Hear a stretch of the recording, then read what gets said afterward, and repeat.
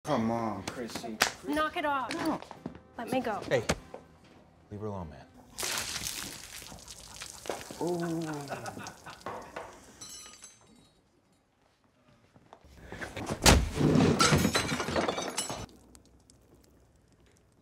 Asshole, don't forget your tip.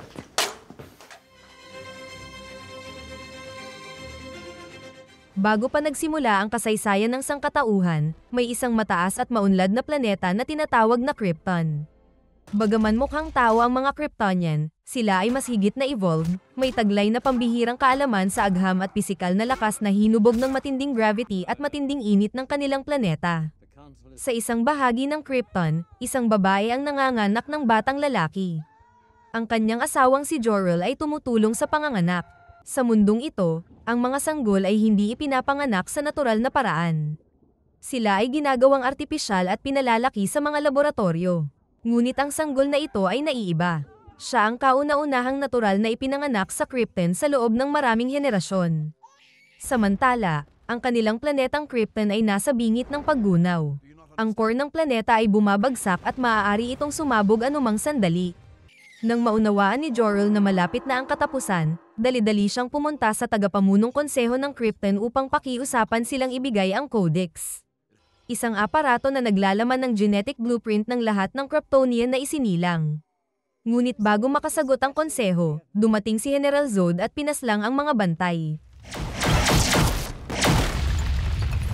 These lawmakers, with their endless debates, have led Krypton to ruin.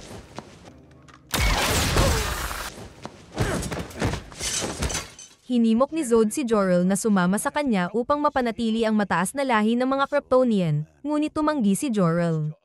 Habang dinadala siya ng mga tauhan ni Zod, nakatakas siya sa tulong ng kanyang robot. Sa labas, nakita ni Jor-El ang kaguluhan sa paligid. Sumakay siya sa isang nilalang na may pakpak na tinatawag na Hiraka na nagdala sa kanya sa Genesis Chamber, kung saan isinilang ang mga sanggol na Kryptonian. Lumangoy siya papunta sa sentrong bahagi at kinuha ang Codex.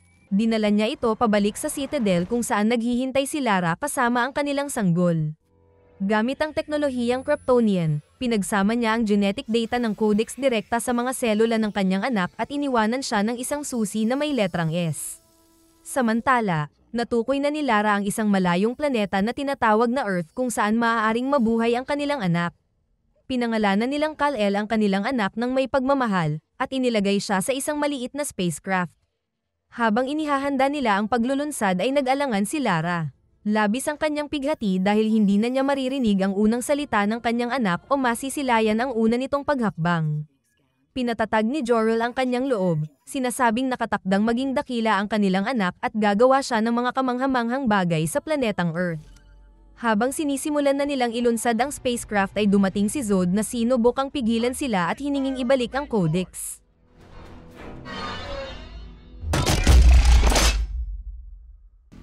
I know you stole the Codex. Surrender it, and I'll let you live.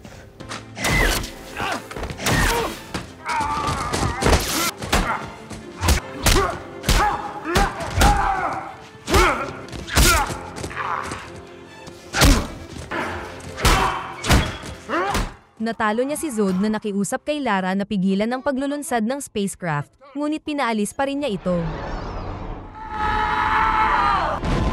Sa galit, sumigaw si Zod at pinatay si Jor-El.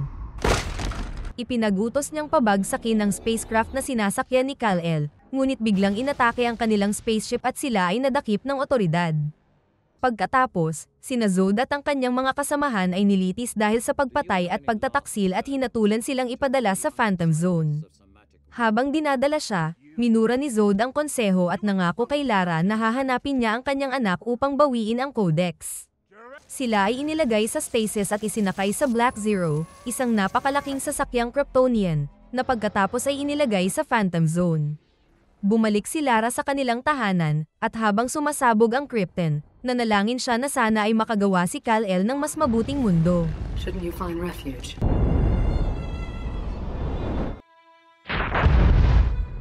Samantala, pumasok na sa atmosfera ng daigdig ang spacecraft ni Kal-El at lumapag ito sa isang sakahan sa Smallville, Kansas na pagmamayari ng mag-asawang sina Jonathan Kent at Martha Kent. Pagkaraan ng 33 taon, si Kal-El, na kilala na ngayon bilang Clark Kent, ay nagtatrabaho sa fishing boat kasama ang ibang mangingisda. Nakatanggap sila ng distress signal na may nasusunog na oil rig malapit doon at ang mga manggagawa ay natrap na walang kasiguraduhang may sasagip sa kanila. Nagmadaling umalis si Clark upang iligtas ang mga natrap sa loob, at namangha sila nang makita siyang naglalakad sa gitna ng apoy. Nailigtas niya ang mga natrap, ngunit naiwan siya upang pigilan ng isang mabigat na piraso ng metal.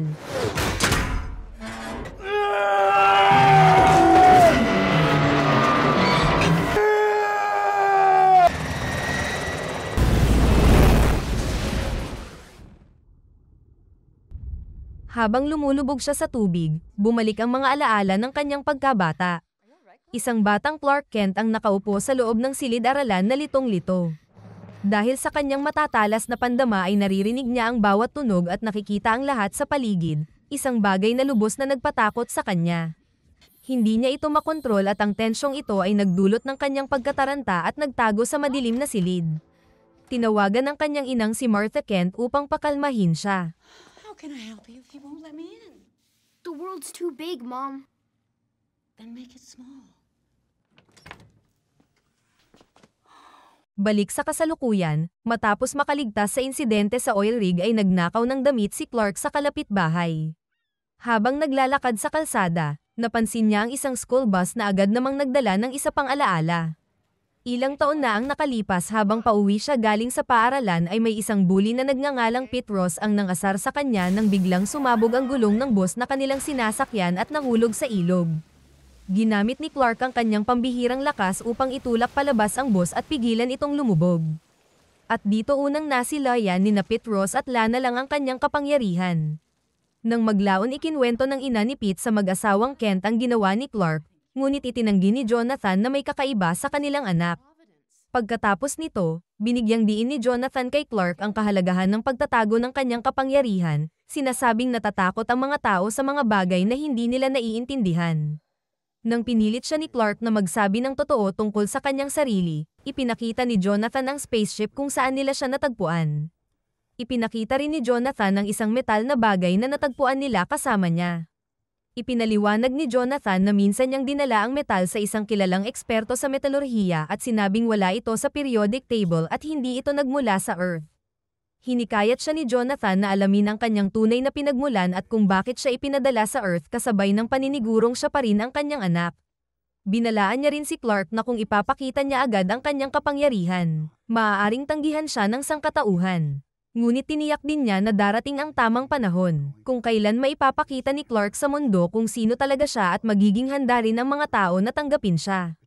Balik sa kasalukuyan, nagtatrabaho si Clark sa isang bar sa gilid ng highway kung saan narinig niyang pinag-uusapan ng ilang sundalo ang tungkol sa paghahanap ng kakaibang bagay sa ilalim ng yelo malapit sa Arctic. Napansin niyang binastos ng ilang customer ang waitress kaya dumipensa si Clark para sa babae. Hey, leave her alone, man.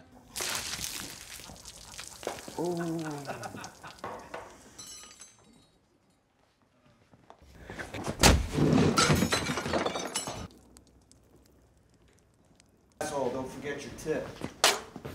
Hindi gumanti si Clark pero sinira niya ang truck ng customer bago niya nilisan ang bayan. Sa Arctic, isang reporter ng Daily Planet na si Lois Lane ay dumating sakay ng helicopter upang iulat ang natagpuang bagay sa ilalim ng yelo, at si Clark, na nagpapanggap na trabahador ang nagbitbit ng kanyang mga bag.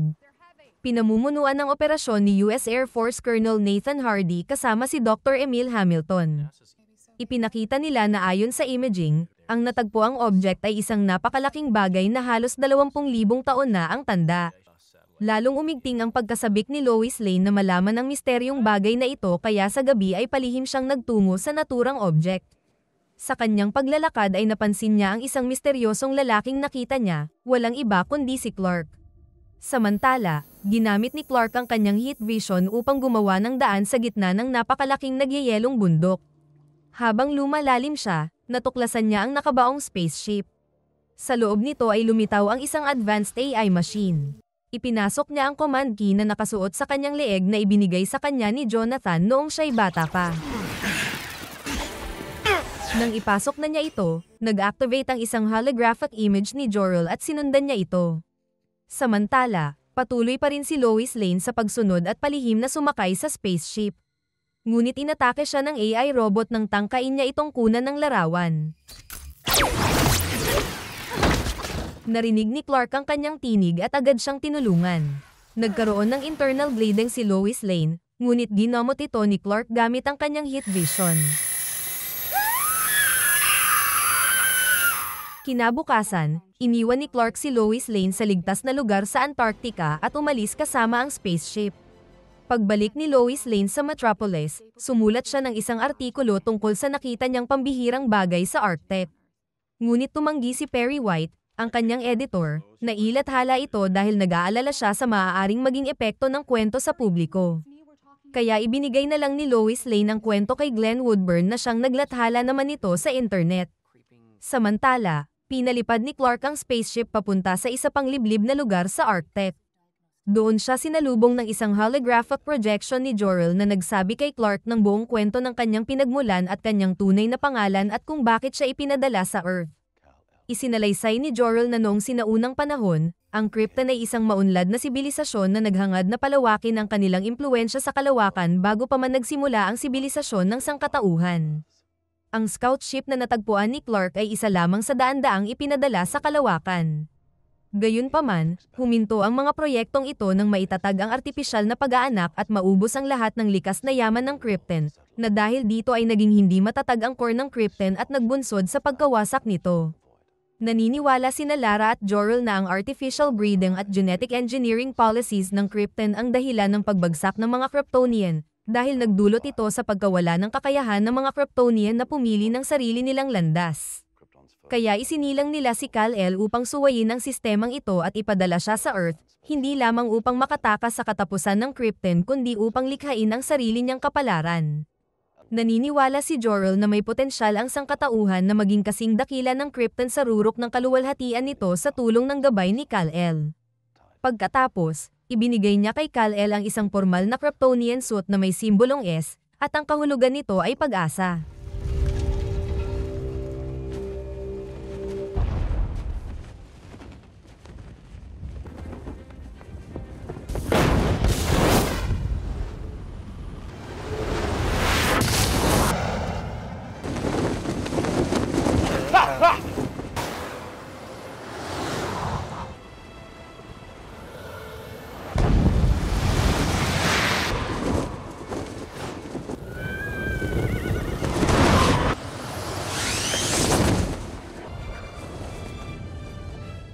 Pagkatapos ay bumalik ang kwento kay Lois Lane.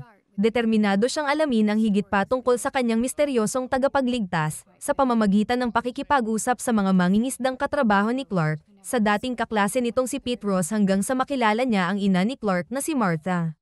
Doon niya nadiskubre ang libingan ni Jonathan Kent sa sementeryo. Lumapit si Clark sa kanya at tinanong kung bakit siya nito sinusundan. Ipinaliwanag ni Lois Lane na alam niyang may kamangha-manghang kapangyarihan si Clark at naniniwala siyang maaari itong maging puwersa ng kabutihan para sa mundo. Ngunit hindi niya maintindihan kung bakit pinipili ni Clark na manatiling nakatago. Sa sandaling iyon, ibinahagi ni Clark ang isang masakit na alaala. Isang flashback ang nagpapakita ng pagtatalo ni Clark at Jonathan habang nagmamaneho. Biglang nagkaroon ng malakas na buhawi at nagsitakbuhan ang mga tao. Bumalik si Clark upang iligtas ang kanilang aso mula sa sasakyan, ngunit inutusan siya ni Jonathan na dalhin sa ligtas na lugar ang kanyang ina at isang batang babae habang siya naman ang kukuha sa aso. Nailigtas ang aso, ngunit nadaganan ng isang kotse ang paa ni Jonathan. Tinangka siyang iligtas ni Clark, ngunit itinaas ni Jonathan ang kanyang kamay bilang hudyat na pabayaan na siya. Pinili niyang kunin siya ng buhawi upang manatiling lihim ang kapangyarihan ni Clark, at sumigaw si Clark sa dalamhati. Lubos na naantig si Lois Lane sa kwento ni Clark. Pagbalik sa kanyang opisina, sinabi niya kay Perry na hindi na niya itutuloy ang ulat na kanyang ginagawa. Humanga si Perry sa kanyang desisyon at sinabi nitong tama ang kanyang ginawa. Samantala, bumalik si Clark sa kanilang tahanan at sinabi sa kanyang ina na nalaman na niya kung saan siya nagmula at kung sino ang kanyang tunay na mga magulang. Bagamat labis ang tuwa ng kanyang ina, may luha rin sa kanyang mga mata. Sa kaloob-looban niya, Natatakot siya na ngayong alam na ni Clark kung sino talaga siya, baka iwan na siya nito. Ngunit naramdaman ni Clark ang kanyang pangamba, kaya tiniyak niyang hindi siya aalis at mahal na mahal pa rin niya ito. Sa kabilang banda, nasabat ng militar ng US ang kakaibang mga imahe mula sa satellite na nagpapakitang may malalaking alien spaceship na papalapit sa daigdig. Biglang nagkaroon ng pandaigdigang brownout sa iba't ibang panig ng mundo, at isang nakakakilabot na broadcast ang lumitaw sa bawat screen.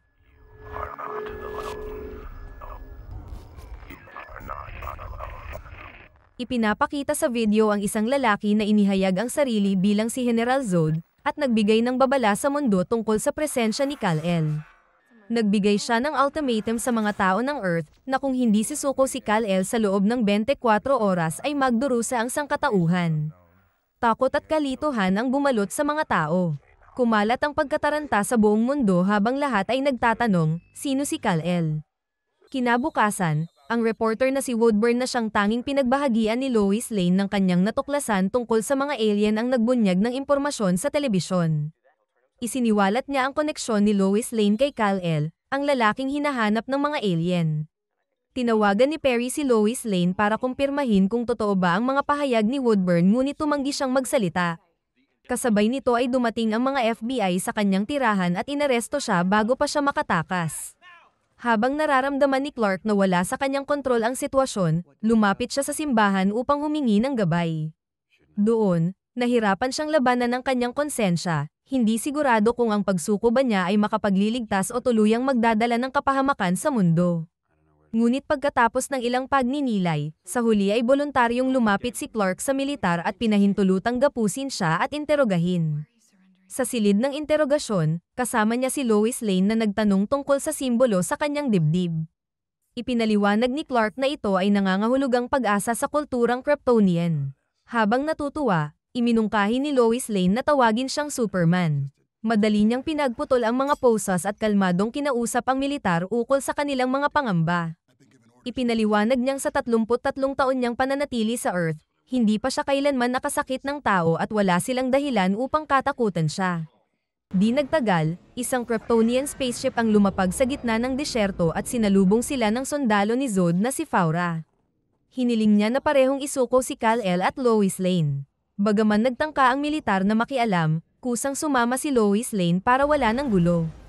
Habang dinadala sila sa Black Zero, ibinigay ni Clark kay Lois Lane ang command key. Sa loob ng alien spaceship, binigyan si Lois Lane ng visor upang makalanghap ng hangin, dahil nakalalason para sa tao ang atmosfera sa loob ng Black Zero. Samantala, biglang nanghina si Kal-El, bumagsak, at umubo ng dugo. Hindi kasi sanay ang kanyang katawan sa atmosfera ng spaceship. Ikinadena siya sa isang mesa sa kanyang nanghihinang kalagayan at nakipagkita kay General Zod sa isang mental projection. Ipinahayag ni Zod na pinatay niya si Jor-El, ang kanyang ama, bago siya umalis upang hanapin ang Codex. Ikinwento ni Zod na pagkatapos nilang makatakas mula sa Phantom Zone, naghanap sila ng mga posibleng nakaligtas mula sa mga abandonadong himpilan ng Krypton. At dahil sa pag-activate ni Clark ng lumang Kryptonian spaceship, nadetect nila ang signal nito at sinundan kaya natunton nila ang Earth. Inalok ni Zod si Kal-El na makipagtulungan sa kanila upang ibalik ang Krypton, at plano niyang gamitin ang Earth bilang pundasyon na magbubura sa buong sangkatauhan. At para maisakatuparan ito ay kailangan niya ang Codex kaya hiniling niya kay Kal-El na ibigay sa kanya ang Codex. Ngunit syempre tutol si Kal-El sa mapangwasak na planong ito ni Zod. Samantala, inactivate ni Lois Lane ang command key kaya dahil dito, kinuha ng holographic projection ni Jor-El ang kontrol ng sistema ng Black Zero, binago ang atmosfera upang maibalik ang kapangyarihan ni Clark. Tinulungan din niya si Lois Lane na makatakas sa spaceship. Sumakay si Lois Lane sa escape pod, ngunit nasira ito ng isa sa mga tauhan ni Zod. Nakalaya si Kal-El at muling nagkausap sila ng kanyang ama, na nagbigay sa kanya ng lakas ng loob upang iligtas si Lois Lane at ang buong sangkatauhan. Lumipad siya palabas at nailigtas si Lois Lane bago tuluyang masunog at bumagsak ang sinasakyan nitong pod. Samantala, sinalakay ni Zod at ng kanyang mga sundalo ang bahay ni Martha at hinanap ang lokasyon ng spacecraft ni Kal-El sa paniniwalang naroon ang Codex. There.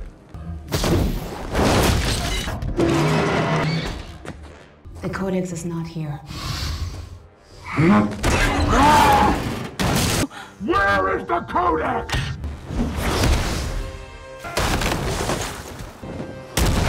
You think you can threaten my mother?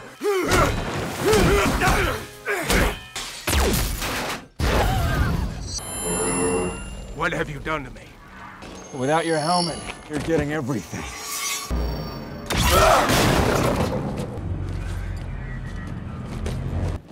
Get inside. It's not safe. Roger, Guardian here. Inbound to target.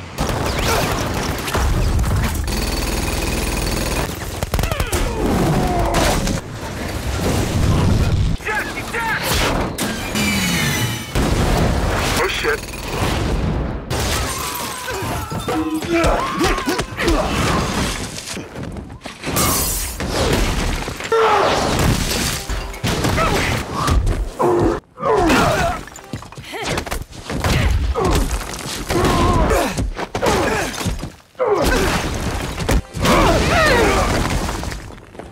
All Rangers, I need you to engage the targets. Guardian, this is Badger 01. What about the guy in blue?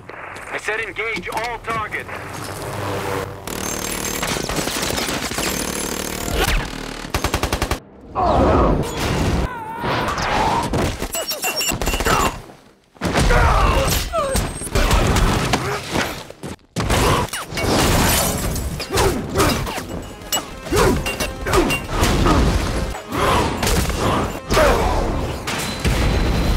A good death is its own reward.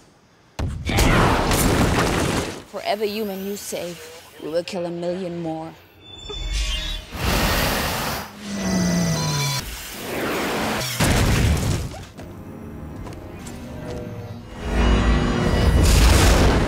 Samantala, muling nakita ng militar si Superman ngunit sa pagkakataong ito, imbes na barilin siya, ibinaba nila ang kanilang mga armas bilang tanda ng paggalang.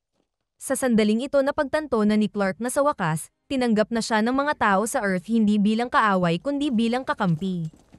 This man is not our enemy. Thank you, Colonel. Bumalik si Zod at kanyang mga tauhan sa kanilang spaceship kung saan nalaman nila ang isang nakakagulat na balita. Isiniwalat ng siyentipiko kay Zod na matapos suriin ang dugo ni Kal-El, nadiskubre niyang ang DNA nito ay perpektong tumutugma sa Codex, ang susi para muling buhayin ang lahing Kryptonian. Napaisip si Zod kung kailangang buhayin si Kal-El upang makuha ang Codex, ngunit tiniyak ng siyentipiko na maaari nilang makuha ang kinakailangang DNA sa katawan ni Kal-El, patay man o buhay. Ngayon, determinado na si Zod na patayin si Kal-El at inihanda niya ang isang kagamitang tinatawag na World Engine na may kakayahang baguhin ang atmosfera ng Earth upang tumugma sa atmosfera ng Krypton, na magpapahintulot sa lahi ng mga Kryptonian na mabuhay. 2 makina ang inactivate, isa sa Estados Unidos at isa pa sa Indian Ocean.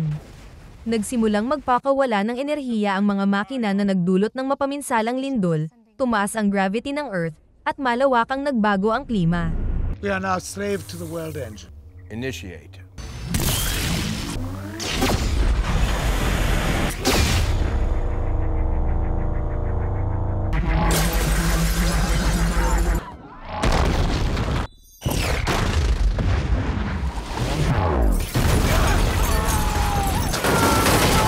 Habang nagkakagulo at nagtatakbuhan ang mga tao, dumating si Lois Lane at isiniwalat na alam niya kung paano sirain ang mga makina, gamit ang impormasyong ibinigay sa kanya ni Jor-El mula sa ship.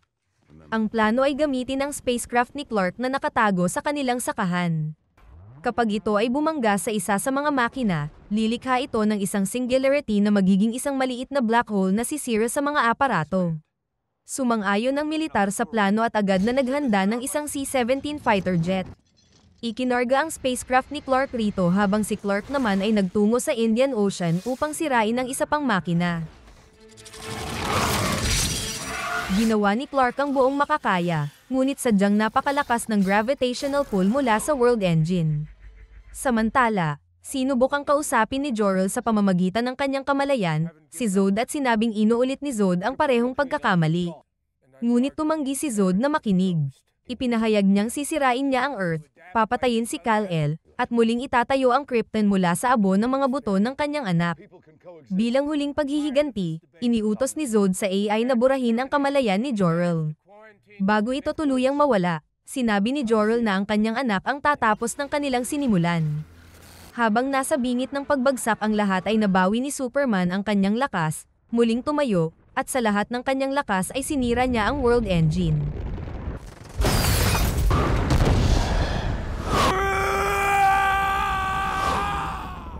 Bilang resulta, humina ang epekto ng gravity sa buong mundo. Samantala, sina Lois Lane at ang militar ay nakikipaglaban sa mga sundalo ni Zod. Sinubukang sirain ni Zod ang eroplanong militar na may dalang sasakyan ni Superman. Ngunit dumating si Superman sa tamang oras at napigilan ang pag-atake ni Zod.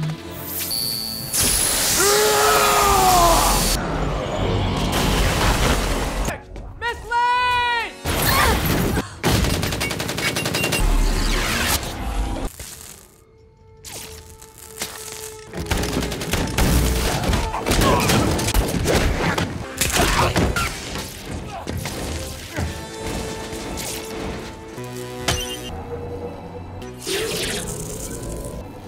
A good death is its own reward.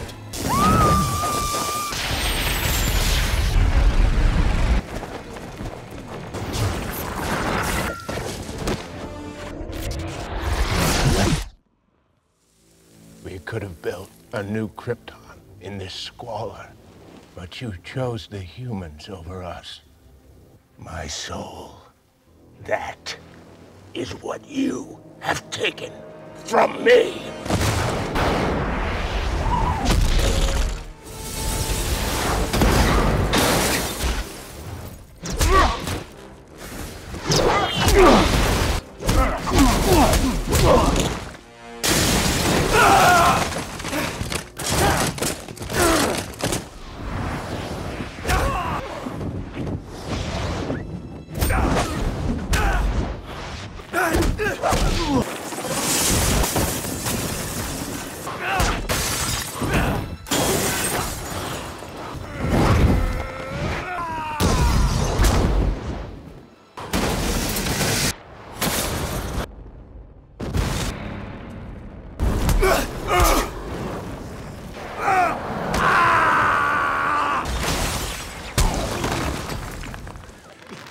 If you love these people so much, you can mourn for them.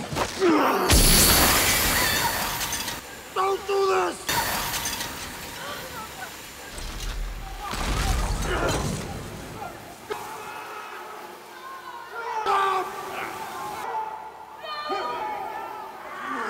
Never.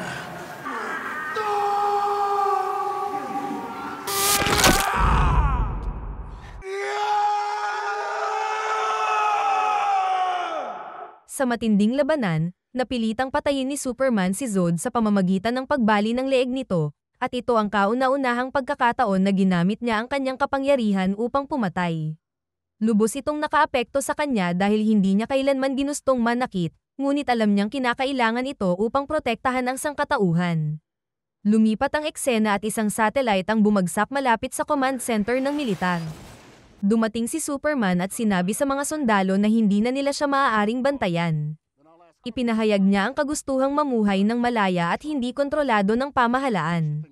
Binalaan niya silang kapag sinubukan nilang subaybayan siyang muli, sisirain niya ang mas marami pang satellite na milyon-milyong halaga. I just think he's kinda hot. Kalaunan, bumisita si Clark sa puntod ni Jonathan kasama ang kanyang ina. Ibinahagi niya rito na sana'y nabubuhay pa si Jonathan upang masaksihan ang mga nangyari. Sinabi ni Martha na siguradong magiging proud si Jonathan dahil palagi nitong pinaniniwala ang makakamit ni Clark ang mga kamanghamanghang bagay. Tinanong siya ni Martha tungkol sa kanyang mga plano. Sinabi ni Clark na gusto niyang magkaroon ng trabahong makakapagpanatili sa kanyang kaalaman tungkol sa mga nangyayari sa mundo. Tinanggap niya ang papel bilang isang mamamahayag at nagsimulang magtrabaho sa Daily Planet, kung saan mainit siyang sinalubong ni Lois Lane. Welcome to the planet.